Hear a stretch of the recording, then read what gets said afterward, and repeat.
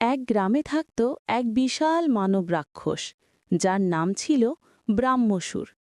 সে পাহাড়ের গুহায় থাকত। গর্জন করলে পুরো বন কেঁপে উঠত। তার দেহ ছিল হাতির মতো বড়, চোখ দুটো জ্বলজ্বল করত লাল আগুনের মতো। প্রতিদিন সে আশেপাশে গ্রাম থেকে গরু, ছাগল, এমনকি মানুষ ধরে নিয়ে যেত খাওয়ার জন্য। গ্রামবাসীরা ভয় পেয়ে রাতে ঘর থেকে বেরোত না। একদিন গ্রামে এলো এক ছোট্ট সাহসী ছেলে। নাম তার অর্জুন। সে বলল, রাক্ষস যত বড়ই হোক, ভয় পেলে চলবে না।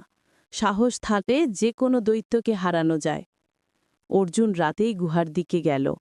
হাতে ছিল একটা ছোট্ট জ্বলন্ত মশাল আর তলোয়ার। গুহায় ঢুকে দেখে রাক্ষস গভীর ঘুমে। চুপি চুপি সে গুহার চারদিকে তেল ছড়িয়ে আগুন ধরিয়ে দিল। রাক্ষস গর্জন করে উঠল, কে সাহস করল আমায় জ্বালাতে? অর্জুন চিৎকার করে বলল, আমি, গ্রামের ছেলে অর্জুন। আজ তুই কারোর ক্ষতি করতে পারবি না। রাক্ষস আগুন থেকে পালাতে গিয়ে নিজের পাথরের পাহাড়ে আটকে গেল। শেষে আগুনে পুড়ে ধোঁয়ার মিলিয়ে গেল। পরের দিন সূর্য উঠতেই গ্রাম জুড়ে আনন্দের উৎসব শুরু হলো। সবাই অর্জুনকে বীর বলে সম্মান দিল। সেই দিন থেকে গ্রামে সবাই শপথ নিল, অন্যায়ের সামনে ভয় নয়, সাহসী আমাদের শক্তি।